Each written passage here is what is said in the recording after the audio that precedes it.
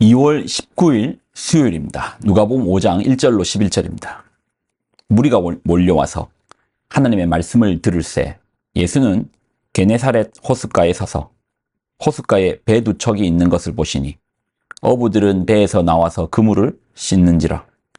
예수께서 한 배에 오르시니 그 배는 시몬의 배라. 육지에서 조금 떼기를 청하시고 앉으사 배에서 무리를 가르치더니 말씀을 마치시고 시몬에게 이르시되 깊은 데로 가서 그물을 내려 고기를 잡으라. 시몬이 대답하여 이르되 선생님, 우리들이 밤이 새도록 수고하였으되 잡은 것이 없지만은 말씀에 의지하여 내가 그물을 내리리이다 하고, 그렇게 하니 고기를 잡은 것이 심이 많아 그물이 찢어지는지라. 이에 다른 배에 있는 동무들에게 손짓하여 와서 도와달라 하니 그들이 와서 두 배의 채움에 잠기게 되었더라.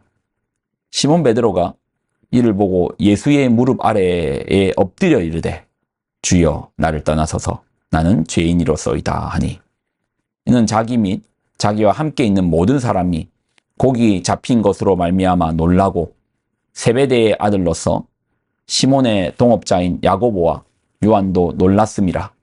예수께서 시몬에게 이르시되 무서워하지 말라.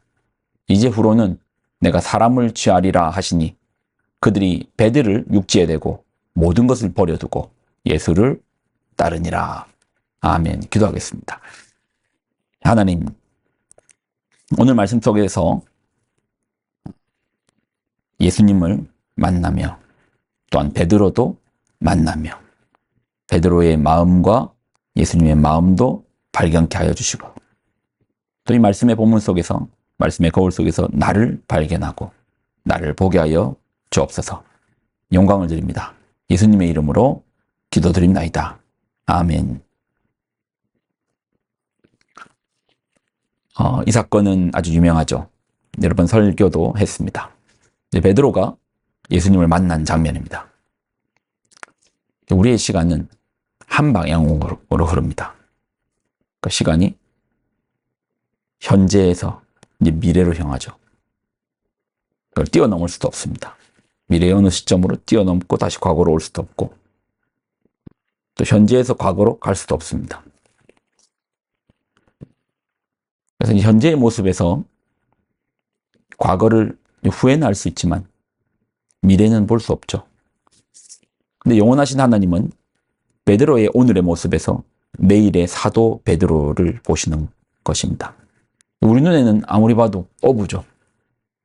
그의 몸에서 나는 비린내, 굳은 살,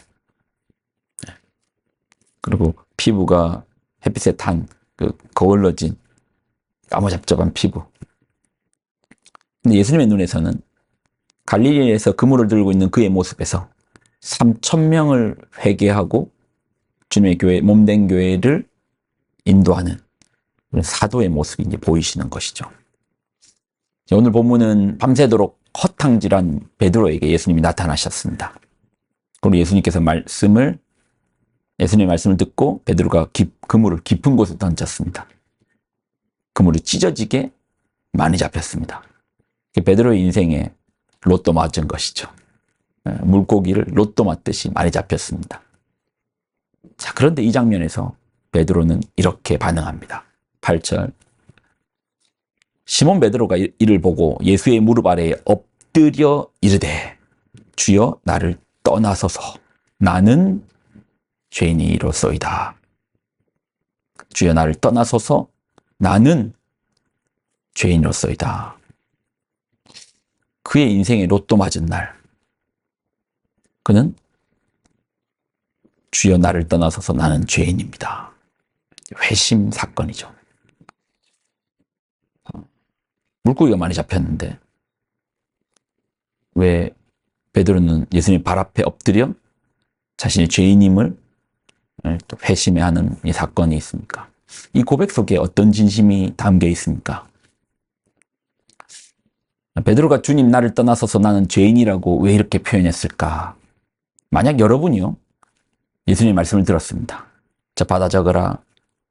7번, 14번, 이런 식으로 6개의 번호를 받고 로또에 당첨이 됐습니다. 그럼 여러분 엎드려서 주여 나를 떠나소서 나는 죄인입니다. 그러시겠습니까? 보통 사람 같으면 감사합니다 주님. 주님의 은혜입니다. 할렐루야 찬양하겠죠. 근데 베드로는 왜 이런 고백을 하였을까? 이유가 있습니다.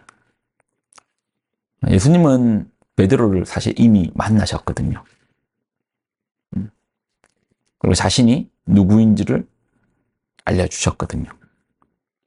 어느 날 베드로의 동생 안드레가 베드로에게 다가와서 우리가 메시아를 만났다. 당시 이제 요한이 지나가시는 예수님을 보고 하나님의 어린 양이라 메시아라 이 말을 듣고 베드로의 동생 안드레가 예수님을 쫓아가고 그리고 자신의 형한테 우리 메시아를 만났다. 성질 급한 베드로는 동생과 함께 예수님을 찾아가고 그날 밤 온 밤을 지새면서 예수님과 대화를 나누었습니다. 예수님이 메시아시다.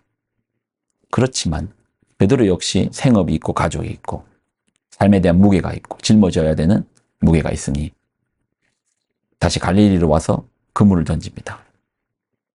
마음속에는 메시아를 여러분 하나님을 만났는데 메시아를 만났는데 그게 마음에서 쉬 지워질까요? 마음속에는 묵직함이 남겨져 있죠. 그렇지만 먹고 살아야 되니까 가족도 돌봐야 되니까 가장이니까 돈 벌어야 되니까 그래서 그냥 그물질을 하고 있습니다.